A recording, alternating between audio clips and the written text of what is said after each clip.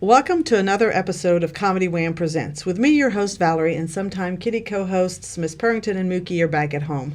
We're recording from Fallout Theater Podcast Studio. Thank you, Fallout. ComedyWham.com is your place to go for features about all Austin comedy. In addition to podcasts, Comedy Wham brings you articles, album reviews, show reviews, our monthly show recommendations, our advice column, our listing of festivals from across the country and the world, and 2026 FPIA contest is about to kick off at the time of this recording, and we track all of the rounds, every single one of them, leading up to the finals in September. And my articles for the Austin Chronicle, thebarbedwire.com, and the San Antonio Current about the Austin and Central Texas comedy scenes. Our most popular feature is our events page for live comedy shows in Austin, Houston, and DFW, where 100% of the entries you see come from comics and producers. Click the Submit a Show button from the top of the homepage or events page to fill out the survey to get your show listed. It's free and easy. Tag us on your Instagram stories and we'll share your show promo to our followers. We also offer paid promo pushes on Instagram. Speaking of events, come check out my passion project. It's improv. I know, it's weird. Improv Vintage. You bring an item and watch it come to life in a fully improvised performance. We're performing on first Wednesdays of every month here at Fallout. Want to support these resources we provide? You can donate to Comedy Wham on Venmo or Patreon. Click the Support CW icon on our homepage to see the ways that you can help us. Our podcast was launched in 2016 to bring you funny people and their stories. As a fan, I like to delve into a comic's background and motivations, and will usually take a detour along the way. Consider the interview a way for you to get to know the folks that make the Austin comedy scene one of the best in the country. If you like this podcast, please rate and review us. Today, we are talking to the original founding member of the Mormon Church. No, just kidding. But if you're into trivia, you already know the name of the comic today. He's got an incredible joke about his time working for Cane's, which I'm fond of because my son is horrifically addicted to Cane's chicken. He tours the country opening for Jeremiah Watkins, which is where I started to really, really appreciate his comedy, because if Jeremiah likes you, then I gotta like you. And that's not a hard sell. That was a terrible introduction. I am so sorry. And now Comedy Wham presents our guest, Joey Smith. Hello. Thank you for having me. Yes, this is welcome. Awesome. Welcome, thank you. I really messed up your introduction. And for that, I am... No, I think that's very fair. I'm going to L.A. in June, and he's been a great name drop. He's been phenomenal. Yeah. I sent that to someone, and they said, I don't think there's a single person in town that hates him, so that's a pretty good name. And so I love Jeremiah. Yeah. He's amazing. Yeah. Well, I'm going to put a pin in that you're going to L.A. in June for just a moment, because I have an opening question that I ask everybody, and that is one word to describe your past. Ooh. Is family trauma one word? If we put a hyphen. Yeah. Maybe it's a hyphen. Yeah, I have a very interesting set of family that I was unfortunately raised with. It's become funny now, but my brother is like extremely ADHD to the point of being like undiagnosed autistic, in my opinion.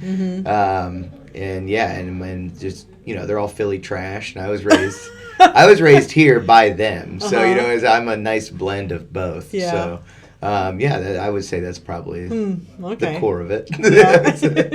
Did comedy have a place in your life when you were growing up? It sounds like it may have needed to. Yeah, I grew up on the Eddie Murphy Delirious special. I remember my family would always go to pawn shops because my mom would like pawn her rings to pay bills and shit. Yeah. And they would have the DVDs of the comics in there, and I would almost exclusively buy black comic DVDs, and they were just my favorite. The Martin Lawrence when he's in the all leather and Delirious is that was just kind of what I did. I just went to the pawn shop and was like, "Oh, can I have $6?" Mom, let me have $6. And did you know them through anything other than just seeing them in their little VHS sleeves? My brother started to introduce me to more, and then I introduced my brother to Pablo Francisco, and my brother loves comedy only because of Pablo Francisco. And he's like a truther to this day. Oh. And I'm like, Mark, we got to stop with the Pablo truther talk. Oh, wow. But Pablo's a great guy. But it's so funny to hear my brother be so passionate about his love for Pablo. Yeah. And other than watching those tapes, did you, I've been talking to people who at a very young age knew that they wanted to be comics. So is that anything, like, could you see yourself performing on stages when you were watching these comics? I did band stuff before I did comedy stuff, so like performing wasn't totally new to me, but the idea of doing it alone never really felt comfortable, I guess. Yeah. And then my dad got cancer and he died, and I was like, well, now I have to do something that I want to do, and this was by far and away the most accessible art form to do that. And I was like, well, let's try that. And I did it once, and I was getting laughs on I was just telling a story. It wasn't like a joke or anything. I was just talking about a work story, and then I was getting laughs, and I was like, well, we'll try that again next Wednesday and see what happens. And it just kind of turned into a much bigger thing for me. Yeah. How old were you when you lost your dad? 25, I think. Okay. And up until that point, were you going to college to try to figure out what you wanted to do in your life, or is that just not? No, it was very, very corporate. So this was the Cane's stuff ended right around the time I was 23. So I stopped working at Cane's right around that time, and then I was working in another restaurant, and then I got into a sales job that was owned by a company that's owned by Home Depot. Okay. And my dad worked for Home Depot for like 30 years, so he could not be more proud of me. Aww. And it was like, it was like mothership company kind of thing. And so me and my sister both worked there, and he was super proud of us. And, it's cool, but it's not like, I'm not trying to sell garbage disposals forever. So it's like, it was one of those things where I just kind of wanted to, do more. But yeah, that's what I was doing when he died. I may have started stand-up before he died. Yeah, I think I did for like a year. I think I did do it maybe, actually. And had you told him that you were doing that?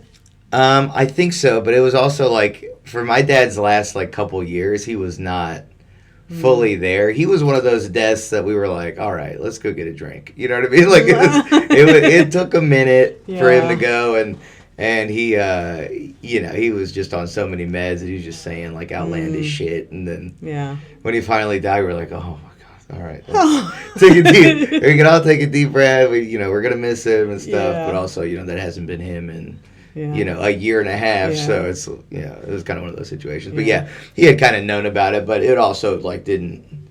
My brother's also a failed musician, so he was just kind of like, but I'm proud of you for having a job. Oh. You're doing the bare minimum, and I like that shit. Yeah. That was very much his opinion. So I respected that and appreciated that. It's like not too much pressure or anything. So what was it that got you on a stage the first time doing your story?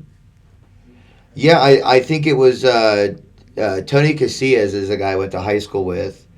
And Tony, who I also know from opening for Jeremiah. Mm-hmm.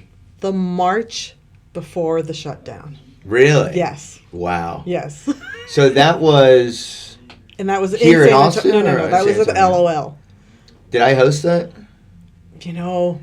There was like a gap there where like CJ was the feature and I was hosting, and then Tony was the feature and I was hosting. And then those guys working at Mothership are pretty busy and stuff. No, it was... and I hate that I have forgotten his name. He was a big comic in San Antonio, hot guy. Hot guy. Was he hot? I mean, you the said guy turban? with the turban. Yes. Okay, yeah. Tanvir. There you go. Yes, we love Tanvir. Free Tanvir, by the way. For real. Free Tanvir. Just what a nightmare, dude. I don't know the details or anything, but Tanvir is a very funny guy who deserves a very fair shot at it. Yeah. So. Yeah. Okay, so he was the host. Mm-hmm. Okay. So no, you were sense. not. Okay, cool. So I could save face thinking, no, you were not memorable in any way. No, I think I saw you bomb with a bad mullet. Yeah. I think I saw you kind of looking like a lesbian one time. So even back then, you and Tony were kind of So he working swears with Jeremiah. Yeah. So we were doing podcasts and stuff back then, and we weren't really cool in high school or anything. But like, I reached out to him before I started and was just kind of like, hey, I kind of want to try this. And he was, the very generic response of like, just go to an open mic kind of thing. And so then, years later, he's kind of wherever he's at. He was in Dallas for a little bit, and he had kind of gotten a role in every scene that he had been in, and he was still very popular in San Antonio. And so we had kind of started working together, and then him with Jeremiah, I was working with another guy in San Antonio named Davey Jackson, and we were doing like podcasts and like just trying to do anything in San Antonio while there was this kind of gap of like what's happening with the world and kind of everybody being over it in Texas at that point, and being like, well, Davey's mind, he's like, let's go just rent a garage and just do it there. It's like, oh yeah, okay, cool. I'll go open for Adam Ray at a rock venue, I guess. That's cool. So we were doing like a lot of stuff like that, but through Tony, we were doing podcasts with Jeremiah, and I kind of very slowly began being introduced to him through CJ and all those guys. So that's cool. It's very. That's just great. That's crazy. That is crazy. What are they doing? Who knows? And that is definitely. Is that being picked up? You know what? Somebody's doing some kind of work in the dink. Maybe it was like a quick drill. Yeah, we'll see. Okay, so you got started in San Antonio. Yes. And your first time on stage, you just did a story. So no prep. You just were like, hey, I'll just bring something I think's funny. Yeah, it's because it was one of the moments in my life that I was like, I don't know if anyone will ever understand what I was going through, but it was just such a funny thing for me. Yeah. The story was when I was in Reno, Nevada, opening a Cane's, and it was a franchise. And so the reason that's important is they have different rules. So they were allowed to hire like felons and like all this stuff. So half of their staff was from a halfway house. And they were a very like rowdy, wild bunch, and they kept begging us to hang out with them, and they were like, we'll go back to the hotel, and yada yada. And I was like, dude, we're gonna get fired. Like, I really don't want to do this. And they had finally convinced us, like, dude, last night, let's just get a drink. And so we go to Walmart, and as we're walking to Walmart, there's like an 80-year-old door at the guy who is like he's looking at us very suspiciously. And that really pissed one of the felons off. Oh. And he was like, what the fuck's that asshole looking at? And we had walked down into the liquor sections. They sell liquor in Walmart in normal states. And and we grabbed he goes, hey man, are you a fan of wildlife? And I go, what do you mean? He goes, do you support wildlife? And I go, yeah, I guess. And he goes, great. And he grabs a bottle of wild turkey, and he goes, we're going to drink this entire thing tonight. Oh, and I was like, I don't know about that. I'm like, I'm such a corporate guy that I'm like, I don't know.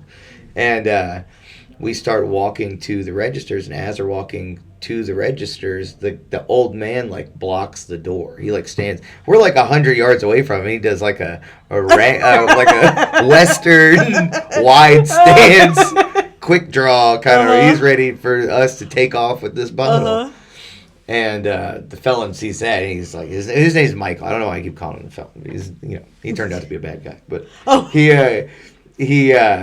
he's looking at the old man, and he goes, yeah, you're stepping in like you're gonna fucking do something. And then we get to the register, and the whole time he's chirping the cashier, telling her, your buddy over there, all that shit. And then as we're walking out, he looks at the guy, he goes, you couldn't do shit in Nam, and you're not gonna do shit for Walmart, player. Oh. And me and all the corporate guys are like, we need to leave, bro. We're gonna get fired and arrested and then fired again. This is insane. So I just wanted to tell that story, and I've made it way too long, and kind of like I did here. And, it was just, and from that feeling, I was like, I gotta try that again. Yeah. So you got a response from the audience. Yeah. I mean, you could tell you're very good and good storyteller, and where to put little punctuations to get I to get try. laughs throughout. I have to talk about myself a lot to really find those pockets. You Yeah. know what I mean? To be like, all right, people like when you call yourself fat right here. You know, like squeeze it in. So I'm trying to do better. I'm trying to get more charming. You know? I'm trying to walk into, trying to be like the Bill Clinton. Like he talked to everybody. Yeah. Not other ways of Bill Clinton. But Well, when you hear about his presidency, he was so charming. Yeah. Charming indeed. I'm not a political guy. I'm stupid. I don't know. I'm amused and intrigued by the fact that you keep calling yourself corporate, because you are in comedy, and Yes. those two concepts, don't work together in my brain. Mm-hmm. So, what is it that you consider yourself? Why is it that you consider, and maybe it's a past tense, corporate? Yeah, it's more of a mindset. You know what I mean? Of just like, I don't want to get in trouble, man. Like I think it comes from like the idea of like being anxious about getting in trouble. In my mind, is very corporate. You know what I mean? It's like I'm like a corporate ass dude. I'm not breaking the rules in any way. So it's like I think it comes from a fear of repercussions, really, more than anything. Because I'm very corporate. I don't want repercussions. That's what I'm really saying. Funny. Because you come off kind of as a rebel, like as somebody who doesn't really care. Yeah. I mean, especially when you talk about your hand in the the fryer. It's like you don't seem to care about rules. It's there was definitely points in my life, you know what I mean, where I was much more of a whatever is gonna happen is gonna happen. But and most of the time it's not that bad. Like my anxiety is very like sudden and jarring and like and I think that is another part of like the whole corporate thing is like in the corporate world everything is so like reactive and fast. It's like it's almost like that type of anxiety where you're just like, I wake up and you're like, and then you're by lunchtime you're like, all right, everything's kind of fine. No one's gonna die today. It's all good. It's all good. It's all cool. Very anxious. Are you still in that universe, or are you able to do comedy full time now? No, I have a full time job as well. Yeah, I'm very from 9 to 5. I'm very corporate. Okay. I'm very corporate. That's funny. So I assume you have figured out how to balance the touring with this corporate job. Yes, and it actually has gotten so for like the last 3 years before last year was fully remote. Coolest boss ever. Nice. Nothing mattered. Super sick.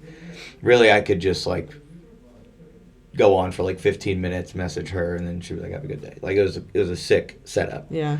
Then I got promoted, and then it kind of changed. It was like a little bit more responsibility, but it was kind of working myself to where I'm at, where it's like I'm building a path to not have to do that. Yeah.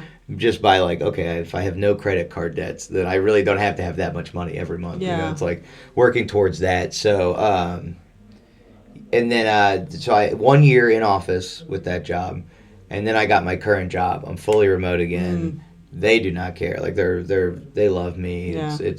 It's pretty sick. They're like, dude, just do your shit. That's cool. Like That's very cool. Yeah. It's nice to have that kind of support to do the fun stuff. Yeah. And a few of them know about it in the corporate world, but I don't tell many people. Yeah.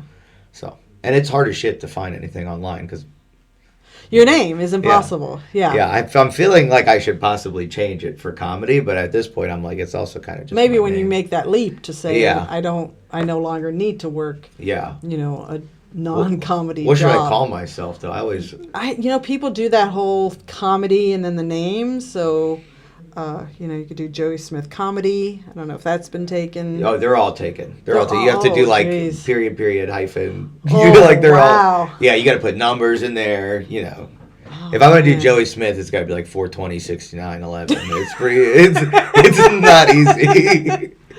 Oh wow. Okay. Well. Because this episode, when it comes out, is going to reach millions and millions. Yes. Maybe we can call it Joey Smith Family Trauma. Yeah, there it is. There is a question I ask at the end. Yes. And maybe that word will be the one that we use to distinguish. Yeah, that's tough. Or because you're touring, you don't want to do Joe Smith from ATX comedy scene in Yeah. Texas. Well, also sometimes being from Austin is not always a great thing when you're traveling. You know what I mean? So Yeah. it's sometimes I show up places and they're like, "Oh, here's a white guy from Austin, great," and I'm like, I'm one of the good ones. Yeah. You know, like it just is. But you know, it's a people put in work for that. So you know, Yeah. That is funny. I literally just 2 days ago was having a conversation with a fellow white guy who was moving, and he was I was joking. I'm like, oh, but now you can be introduced as so and so from the Austin comedy scene the last dozen years. And he's like, well, yeah. I've actually been in San Antonio the last 3. I don't know. Yeah. So your start was in San Antonio. Yeah. How many years? 4. 4. Okay. Mm-hmm. And then I'm coming up on 4 here as well. Okay. All right. So you basically kind of ramped up pre-pandemic in San Antonio. Mm-hmm. Yeah, we were doing god awful Zoom shows. Oh. I mean, do you remember those? We put one on because we, out of Mm-hmm. the pureness of heart, we wanted to give comics a place Yeah. to perform if they wanted to, and we tried to do the donations, and we'd pay them whenever people would donate for them. So yeah, I do remember them. It was a really nice thing that like people were trying to do that. It just did not feel good, like No. especially as a comic. And then there were other people doing like car shows where like we would use these like little speaker boxes and stuff. Yeah, so we were. I think I was like 2 years into it at that point or something, and just kind of, nobody needed that much of me online. You know what I mean? I didn't need that much of myself online. So it is interesting to think about, that ruined a lot of people's psyche as well. And then it's also like, oh, here's how to be a bad comic for 2 years too. Yeah, and I think we're finally in the post-pandemic world where you've got enough people that are starting post-pandemic where things are normal, and so you don't have people that are traumatized from either taking the whole time off or doing the weird things just for stage time. Yeah, there were a couple guys that started showing up after that. There was like a trampoline guy because he would just jump on his trampoline at home. Did he ever perform at FPIA? Because I think I may have seen that guy. I don't know. Are you talking about FPIA at the old venue? Yeah. I don't know. Maybe there's a possibility, but he doesn't, come around anymore. But like, I mean, that type of shit came the out market of, for trampoline comedy is pretty I mean, small. trampolines are probably at an all-time high price-wise as well. I mean, in this economy, they cannot be cheap. The San Antonio scene compared to the Austin scene, even pre-pandemic, I feel like the two cities were pretty collegial. I don't know if I feel as strongly as I do about that post-pandemic. Before the pandemic and the Great Migration, the Austin and San Antonio were, they were like cordial, I guess, but like nobody was going out of their way to like do an olive branch for each other. But everybody knew of each other. You know what I mean? And like if I came up for a show, they were very cool with me, and but it was never like a let's work together. Like we're an hour away from each other. Yeah. Like there should definitely be more of that kind of stuff. I tried to do some stuff. I don't know if you know Tori Poole. Oh yeah, I love Tori. Yeah, Tori's awesome. She gave me a show at the Blind Tiger called Space Invaders. Okay. And the whole point of that show was to bring comics from other cities. So I got to do that a couple times. That was pretty cool. And that was kind of the idea of it, was just get more Austin guys down there and that kind of stuff. So yeah, cool. I had a show that was out in Lakeway, and I had one night where it's like it was all San Antonio comics. And I had Tori, I had Tanvir. I don't know if that show is one I got Tony for, which was at the time a huge deal because now that he's a little bit more famous. Yeah. So. Who are your favorite San Antonio comics that are still there, if you know any? Tori's still there. Tori for sure. I don't think I recently looked up to see there were two women that I had brought up that were newer, and I looked them up recently, and I don't think they're doing comedy anymore, and I don't remember their names. But one was she was super, super dark, and I love that. Interesting. Yeah, I'll have to go back to my notes and say, okay, here are the names. And you gotta check out George Anthony and Raul Sanchez. Well, okay. Those are the two. Well, George is also up here a lot. No, George is not in Austin. George, you're not an Austin guy, George. Clip it, send it to him. That's funny. Yeah. Those guys are they're great. Yeah. Josh, I was going to say, you Josh can't mention here. George without mentioning Josh. Yeah, Josh lives more north than most of the people I know here. Lives in Pflugerville. Really? He's that far? Yeah, oh my gosh. Far. Wow. Yeah, I was like, dude, you're committed. You're committed. he comes down to San Antonio regularly? Yeah, he goes down there pretty often. Wow. Yeah, at least one week a month.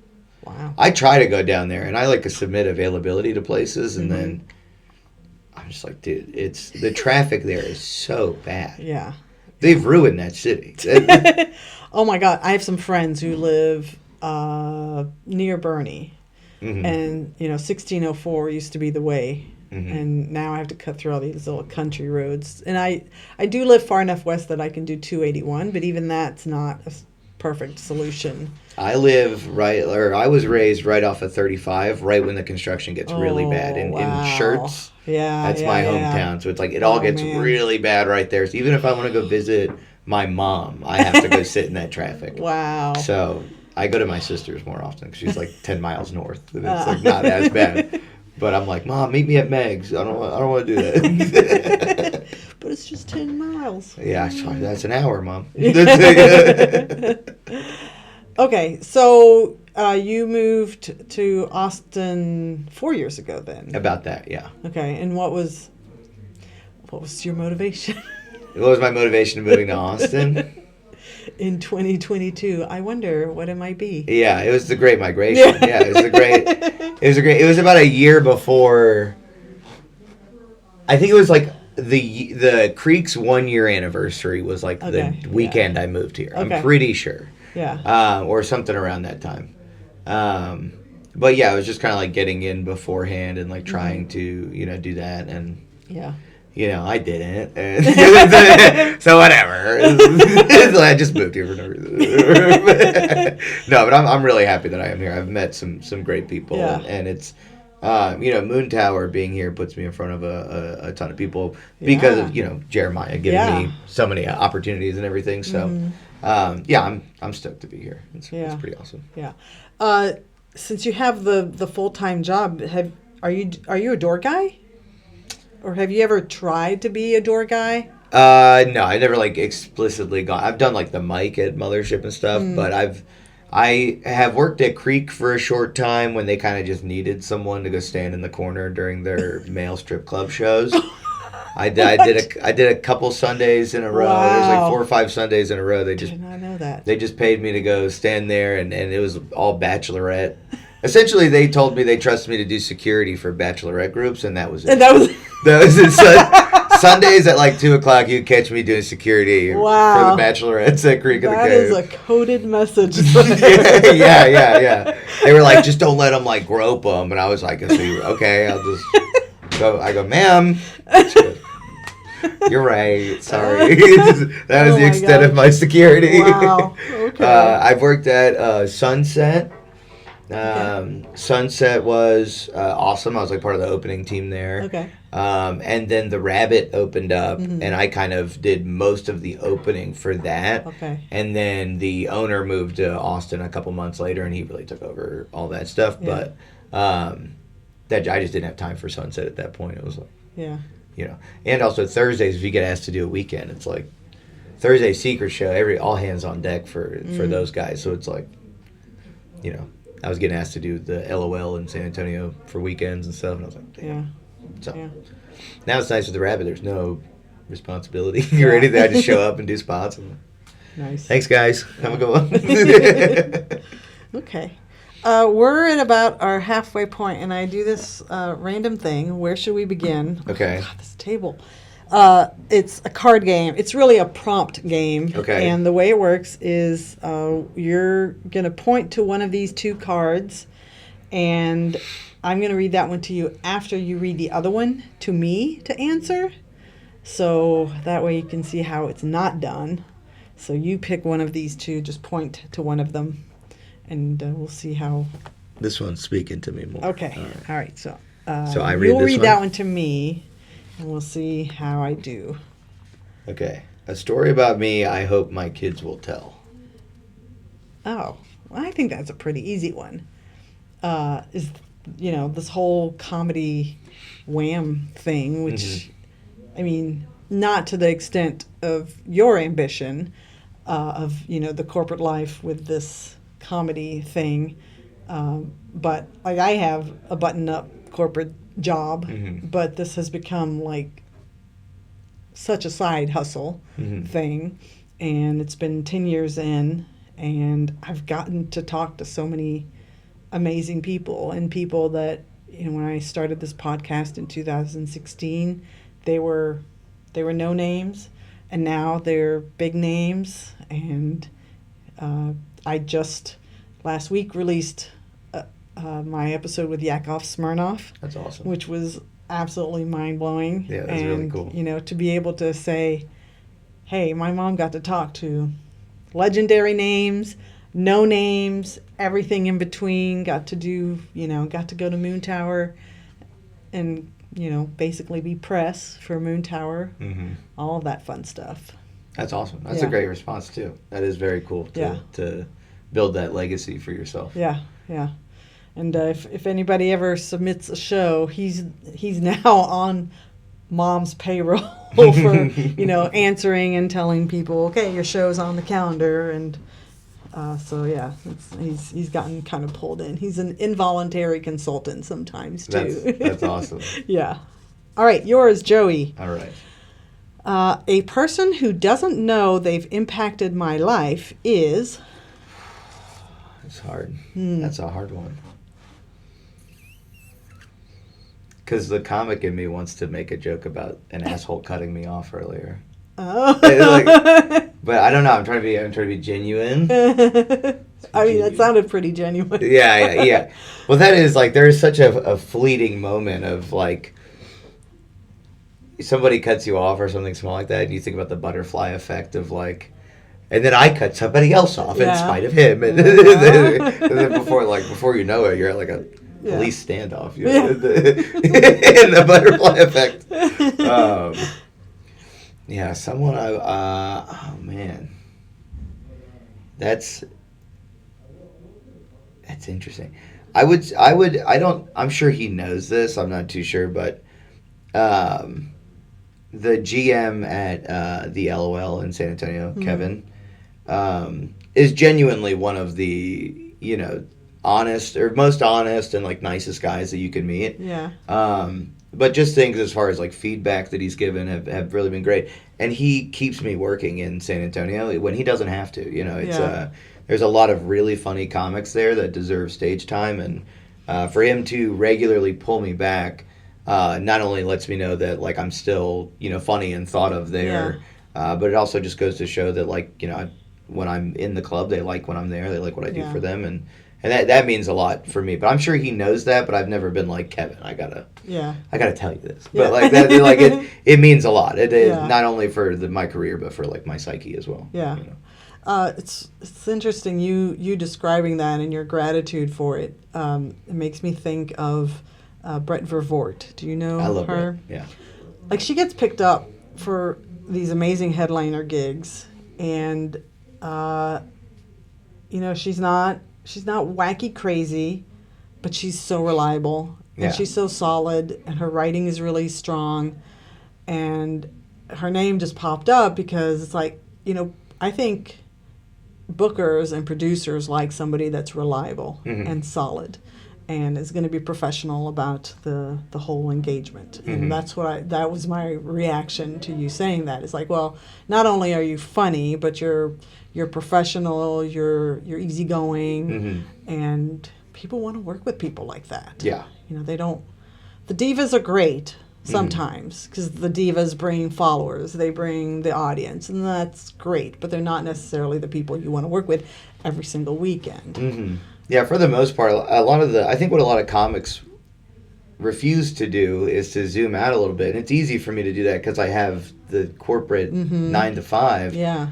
Those clubs, like, they're not there for the art of comedy for the most part. Like, they are there to sell chicken tenders. It's a business. And that's, I think a lot of comics are, oh, this person just doesn't like me, or they just like, you know, there's times where I'll even email Kevin, like, I think I'd be great featuring for this guy, and I don't get those shows. And you know, it's a business that, you know, you got to plan out the best 90 minutes possible to sell the most chicken fingers. And whatever's going to do that is what gets the show done. But, you know, then you get a surprise like, hey, you want to feature for Joe List? And you're like, oh my God. Yeah, so, you know, it's cool. But I think a lot of comics refuse to kind of zoom out a little bit and just see that is a human being. You know, like, the club bookers are people too. Yeah. And they're not, you know.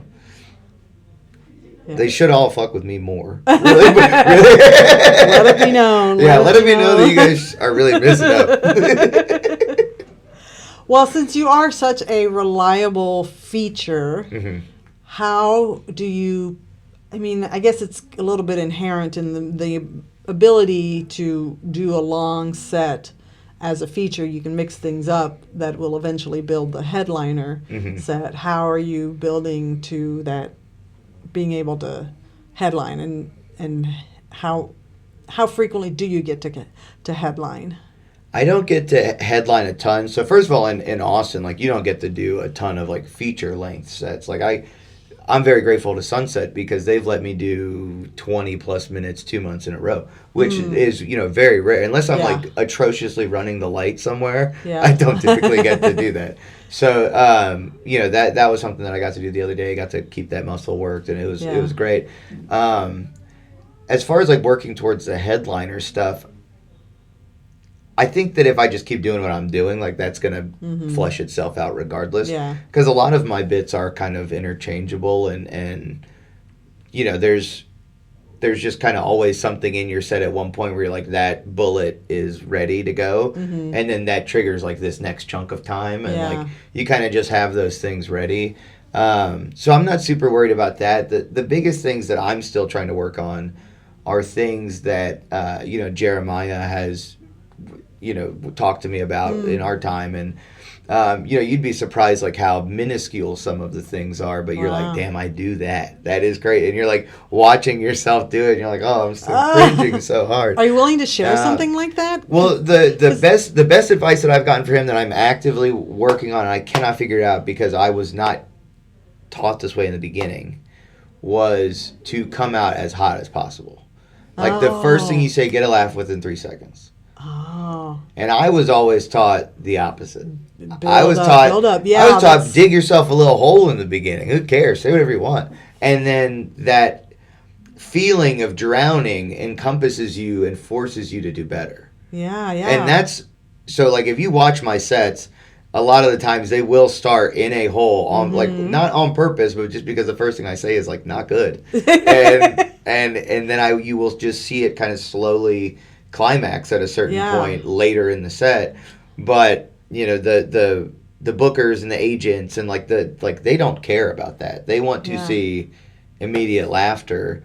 And so that's one of the things that like I still struggle with, because I just, you gotta think, for, you know, 6 years I was doing the opposite, and 7 years almost, or doing the opposite, and just almost going up there and just looking at him for a second and then being like, okay, well now that it's a little tense in here, now we can start telling jokes. And so that's really been something that I'm actively working. And that's the kind of stuff that like I focus on. Not necessarily like, I want to do an hour or anything like that. Like, I've done 45 minutes and it's just my bits in a certain arrangement. But I think as far as, you know, me being the next level of comic, it's a lot of just immediately punching people in the face with who I am as a person and getting them to laugh. Yeah.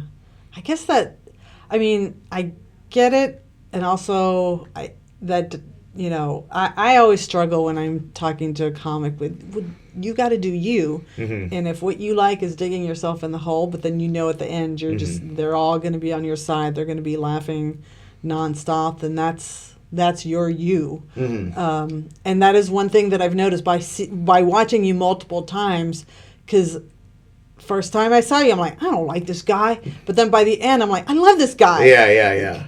So you're very effective at that, because you've been doing it long enough that you know how to build that up. But I guess when you think about, the people that have specials or the people that are headlining, they are getting those laughs right away. And so, it's not so much a matter of changing who Joey is. Yeah. It's a matter of, let's do the things that prepare Joey for headlining consistently.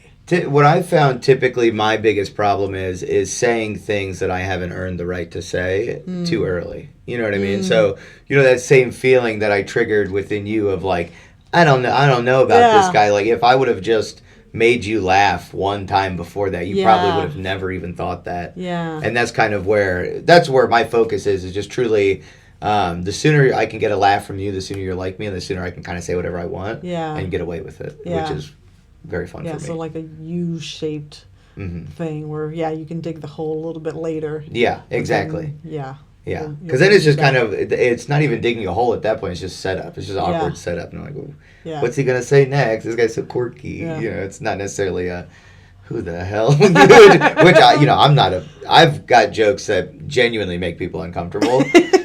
And then it gets to the point and they're like, well, damn, I didn't think you were going there. It's like much lighter, but part of me kind of enjoys that panic of like, this is about to go really bad. And just everybody thinking that, but me knowing where it's going, I get a little joy out of it. It's like the Grinch when his heart gets a little bit bigger. Like, you guys are actually not going to be mad at all in 10 seconds, Oh, and that's got to be such a great feeling to know that you're carrying the crowd and you're redirecting them to a certain way, because you know that they're going to have that reaction, but like you said, 10 seconds later, you're going to take them to a good place. It's like a beheading video being like actually a birthday card.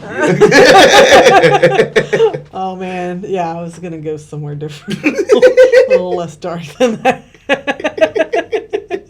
Okay, so I used to do a joke of you think the worst part about being in a beheading video is not knowing if they're like mad at you.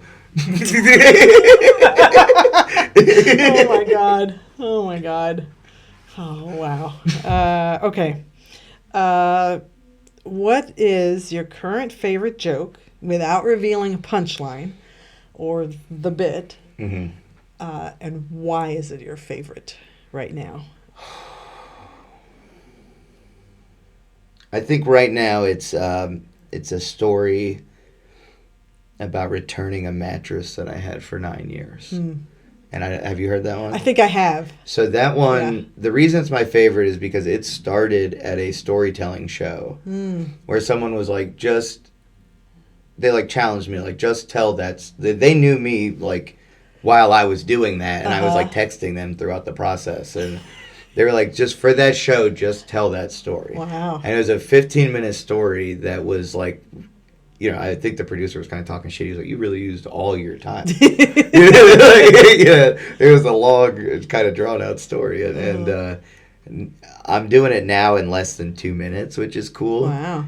So it's like a lot punchier of just, that kind of stuff. But it's one of those things that really makes me feel connected with the crowd, and they're like, oh, this is like a man of the people almost, where it's like ripping off corporations and it makes me feel like a Peter Pan bad boy kind of, and they typically will come up to me afterwards and quote that to me or tell me about something that they did that maybe at one point they were ashamed of, and now they're like, I've also scammed AutoZone once, and I'm like, that's awesome, man, keep doing that shit. So I think right now I'm having the most fun having those conversations. Yeah. So you were able to train yourself to condense that down. Yeah. That was because the whole thing, truly, the whole 15-minute story is very funny because there was an aspect of like I had to rent a car, but there was no U-Hauls available. So then I just called U-Haul and I was like, just hook it up. Like, let me borrow one. And they were like, bring it back within 6 hours. And I was like, bet. And so then I had to like drive the mattress to Sam's and drop the mattress off and be like, I'll be right back. And then drive the mattress. So like there was all kinds of layers to it that I just don't talk about those aspects. But, you know, I just get to the kind of meat and potatoes of it. And truly, you know, I feel like in the 2 minutes I can kind of explain how you can go get your money back for that kind of, you know, the biggest thing is just making managers argue with each other. And once that happens and there's tension within the ranks, you're good. You're good. It's money in your pocket already. Do you write your jokes? Did you write to get that down from the 15, or do you just kind of do you edit on stage? So that was telling the story in the Tiger was the first place I told that story for the 15 minutes.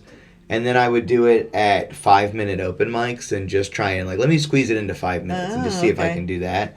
And what I found was that I was just not a good enough comic back then to do that. Okay. So then I kind of just put it away for a while. And then I did a podcast and they were like, didn't you? And I was like, yeah. And I told the story very quickly because I didn't want to like take up the whole podcast telling my story. And it was getting great laughs just in the room. And so then I decided, like, I'm just going to tell the story like I'm talking to my two homies and leave the details to that level. And that's kind of what's been working for me. So it's, you know, that I did that first 15-minute show like 3 years ago. And this was not my favorite joke by any means back then. This was like that was like a cool thing. I'm glad I got to do that. And now I have it and I can put that out one day or you know, it's just, and now it's just very quick and I talk about complaining and doing returns, and that's kind of, it's like the one part of a much bigger bit of just being a bad person. Just kind of being a bad corporate guy or whatever. It's funny. You're like you're the most innocuous bad guy, bad corporate guy. And I think that's also part of the idea of like when I call myself corporate is it's also like a superpower in the aspect of like I can be sitting there talking to someone and being like, unfortunately, that is an unacceptable response. And they're like, what? And I'm just staring at them dead in the, I'm like, no, that's like not, you need to talk to somebody. Like, I'm not accepting your response that you're telling me right now. And they're like, let me call someone else. And you're like, great. We'll do that for a while. We'll be here for a while. And, you know, that mattress, the mattress story, it took like 4 days to return that mattress. And I made them keep it there the entire time. They must have been so pissed. There's no bag. Just a raw, dirty 9-year-old mattress, dude. Their only bed cart, also. So within those 4 days, if anybody wanted to buy a mattress, they couldn't. I mean, they could carry it, but superpower. Really had him by the balls. What's the wildest city you've performed in? Wildest city I've performed in, dude. Indianapolis is nuts. Really? Dude, Indianapolis is in like, you know, 6th Street, like Dirty Six, like when there's like fighting and like it's active. Yeah. That's Indianapolis. Like right by that Helium Club. It gets popping over there. Wow. It was me. I was featured for Jeremiah at the Helium in Indy. And they have a fantastic staff there. Like they're truly so, and they're they're in the Helium family with Cap and everything. But like their staff is phenomenal. And we did the full weekend, and then I told the staff, I was like, I'm gonna go get food if anybody wants to come with me. So now there's like 8 of us, and we walk probably 10 blocks to a Taco Bell that's open till 4 a.m. And we're in there, and the Taco Bell employees look like they're gonna cry. And it's just packed, and they're like, it's just so y'all know it's going to be 45 minutes. Don't ask no questions. And you're like, okay. And you're like putting drinks in, and the waiters are like from Cat, or not Cat, but the Helium. They're like drunk, trying to order margaritas. And they put the order in like 5 minutes after they stopped serving alcohol. And they're like, no, the order was in. Order was in, man. And we're all just yelling at each other in a Taco Bell. And they're still serving drinks, and you know, and then we got our food and we went outside and there was just like pockets of fighting. It was like not post-apocalyptic, but like if you were to put some CGI in there, you could for sure make it look post-apocalyptic with different like gangs fighting or whatever. But it was just like a drunk guy looked at a guy's girl and like, you know, just like all over. And then there was a guy outside of the Taco Bell who was like trying to fight the security guard for no reason. And so now, mind you, there's me and then 3 guys who work at the Helium who are also comics. And this guy's like, I'll beat the fuck out of you. And we're just like, do it. Do it. We're 6 feet away from the guy. Do it. Fucking kick his ass, dude. We're just drunk at Taco Bell at 3 a.m, egging this guy on and shit. And yeah, so like the cops came and he like walked like 12 feet one way and then kind of crossed the street to come back, and we were like, get him, take his ass to jail. And this big ass cop got out and was like, you gonna make me fuck you up? And he was like, no. And he was like, go home. And then he left and he came back again and like he kept coming back. And wow. And then when I was walking home, there was like people running through the street punching each other like a Dragon Ball Z type. I was like, this is insane, dude. But the next day I went to a Colts game. It was very fun. You know, Colts game was, yeah, because I've been to like some Eagles games in Philly and those are pretty intense. But Indy was like very, very calm. What I saw the night before to the day, I was concerned, honestly. I was what the fuck happened? I thought this game was going to be crazy. You got balloons in the rafters. This sucks. Wow, that's funny. But yeah, that was definitely... I don't know if it was just something in the water that night or what, but I mean, that shit was crazy. I was like sending videos to Jeremiah and being like, don't go outside. Wow, who'd have thought Indianapolis? My son goes to school near Indianapolis, and so when I have to fly to visit him, I fly through Indianapolis Airport, and I just think, oh my God, this is such a boring city. Yeah, and I think that's part of it too. It's like they're all so bored that they're like, I'll literally fight you for any reason. Give me any reason to get active, and I'll do it. And I think it's just a lot of that. And I mean, God bless them. You got to stay fit. So, so how many times a year do you go out with Jeremiah? Are you like the consistent? I think he has a couple different guys he's really great in the aspect of like, if it's going to be a wash for me, he's like, just so you know, I mean, this is like, they're not doing this or they're not offering that. And so he kind of lets me do that. But essentially, if I just pick out a date, most of the time I'm going with them for the most part. But, he does have other people and stuff. But, I mean, a guy like that, it's got too much love for one person. It's like, for real. You remember Sister Wives in the beginning when they'd be like, we believe love should be spread. Or just shared. Or, like their crappy intro or whatever. Yeah.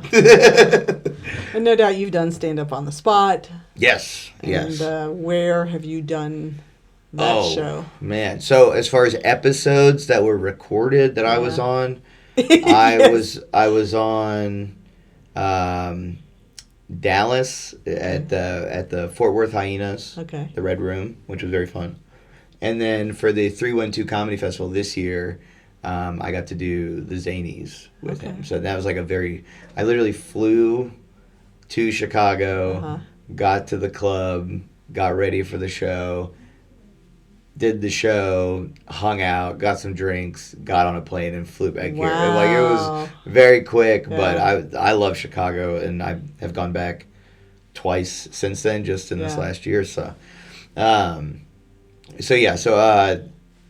were we talking about? Sorry, I got very lost in Chicago. Where have you recorded? We did the Chicago one, but I do the cold openings for him quite a bit too. So like there, I've done like 4 Moon Towers in a row. In the last 2 years, there's been 2 on each Moon Tower. So like I've gotten to do quite a bit of those. Skank Fest, he's had me do it. Nice. Hopefully I get to do it this Skank Fest too. Hopefully I get to go to Skank Fest. Where else have I gotten to do it? I feel like and that's New York. He's gotten me to New York to do it. So like, and that's one of the things too is if I just hit him up like, hey, I'm gonna be in town this day. He's like, he always takes care of me, which is so cool and unexpected, and I think that's one of the things that maybe he appreciates about me is I don't expect anything, but I'm like, hey, you're very nice to me, and I really appreciate you so much. But there's very funny people out there that would kill for any opportunity of any kind. So very fortunate to get consistent ones. Yeah, yeah. And I've been interviewing him for the last 9 Moon Towers. Mm-hmm. So I've watched him basically be at your level Mm-hmm.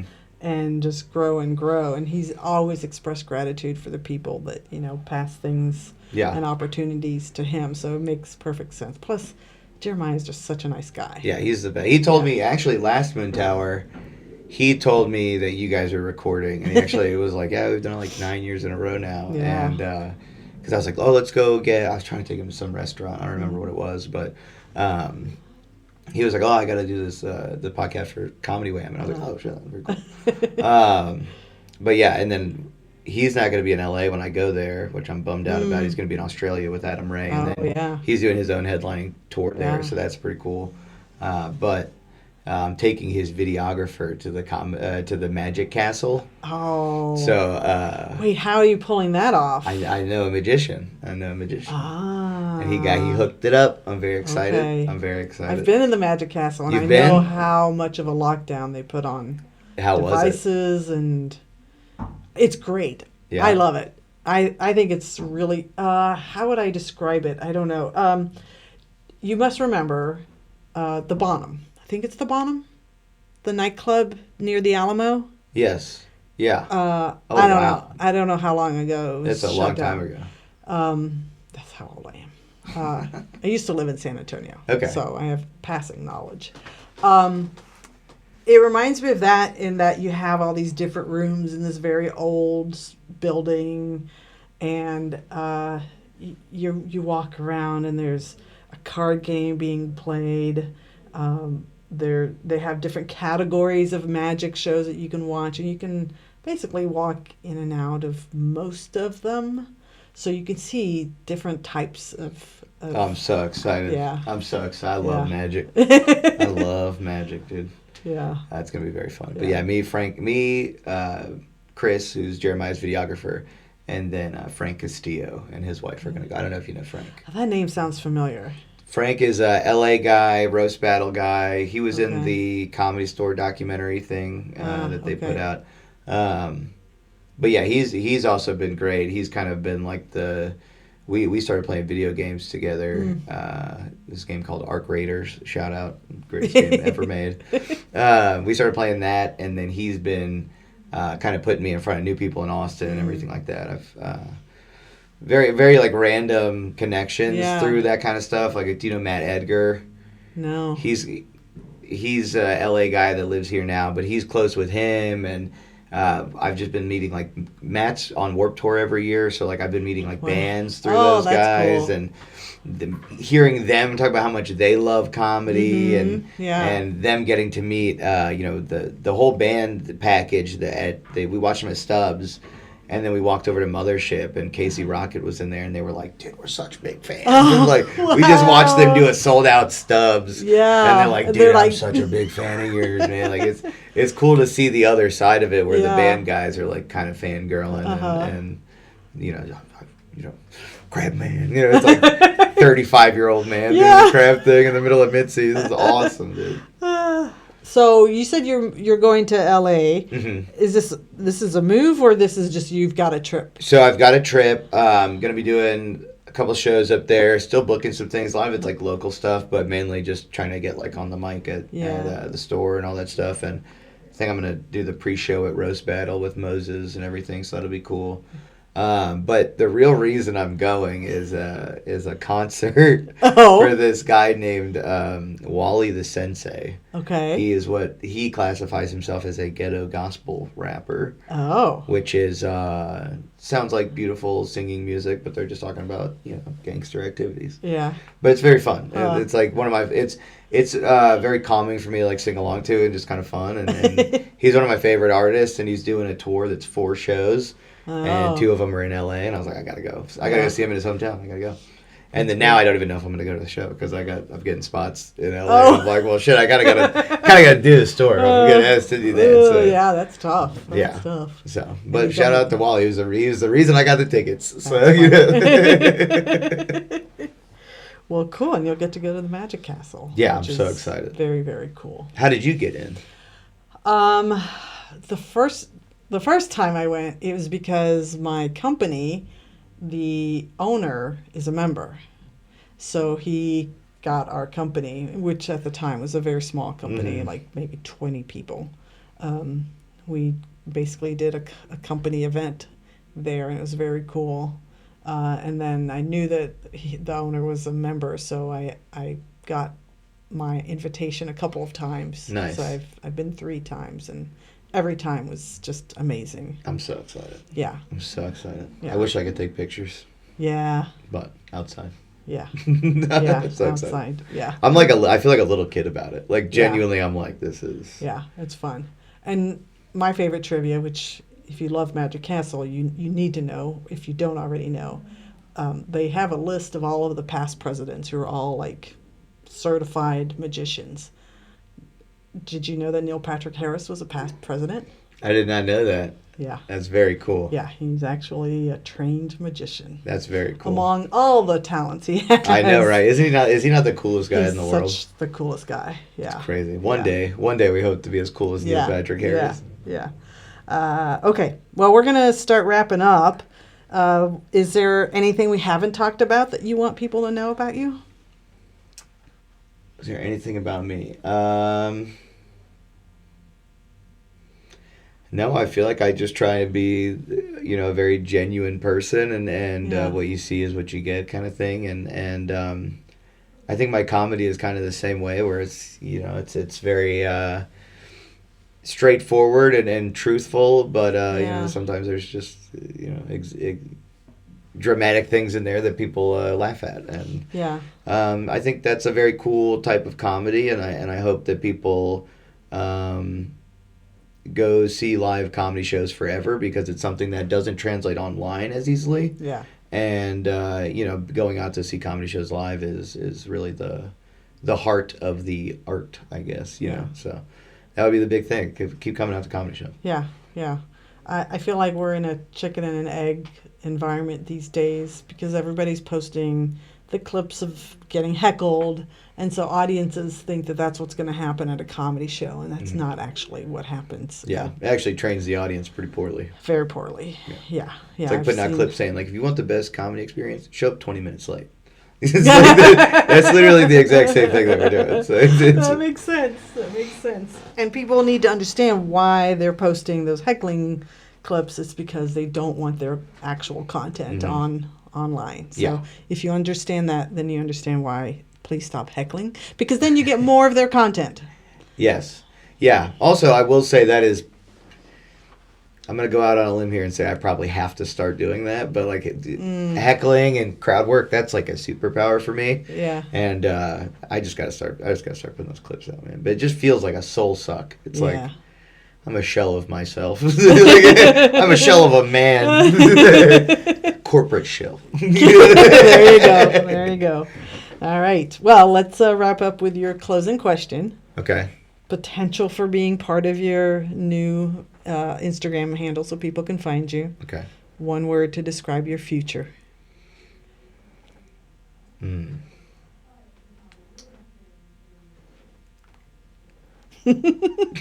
my God, the grin. You're coming up with something evil. No. Okay, so this is dumb. But I think it'd be funny to say. So there's a reason behind this, but so my Instagram handle is at Joey Makes a Million. Oh. Here's the reason. Yeah. I almost was not named Joseph Smith. I was almost named Maximilian Smith. Oh, wow. But my grandpa died like 2 months before I was born, and so I got named after. Oh, wow. Old Grandpa Joseph.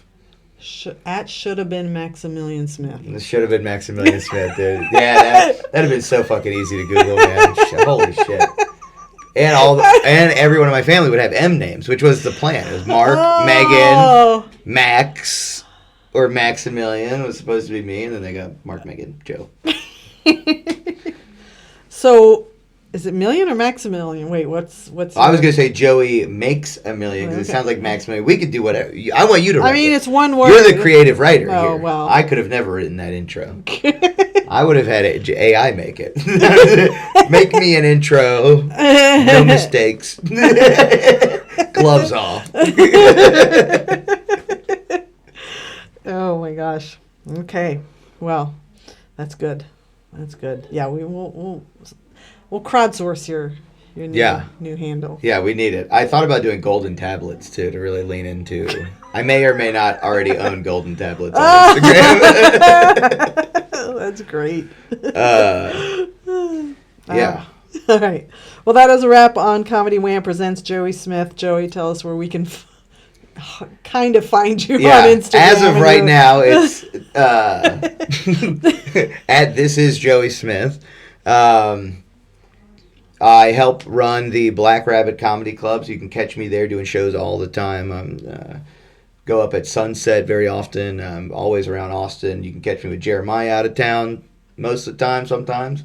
And more importantly, if you're in Austin, Texas, on July 5th, I am doing my FPIA date. If you would like to come, and I'll verify that date, but I'm pretty sure it's that date. That would mean the world. I never do a good job of getting enough people out there. I feel like I push shows on my Instagram constantly, and I don't get a chance to genuinely tell people when something means a lot to me.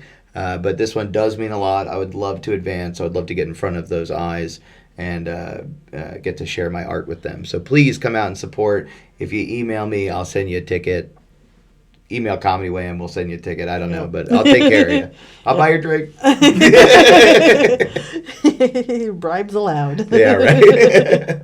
Well, yeah, I think it is important to get in front of those audiences. And if the Cap City, bookers know that you're working with Jeremiah all the time, which they can't not know. Yeah. Because they are connected, Moon Tower and Cap City, then, yeah, that'd be great to see you featuring, hosting at Cap. Yeah, I would love that. Yeah. All right. Well, we hope you've enjoyed learning about how Joey got to be the comedic genius that you heard today, just as much as I have. This has been Comedy Wham presents Joey Smith. I'm Valerie, and that's been funny. Thank you, Joey. Thank you for having me.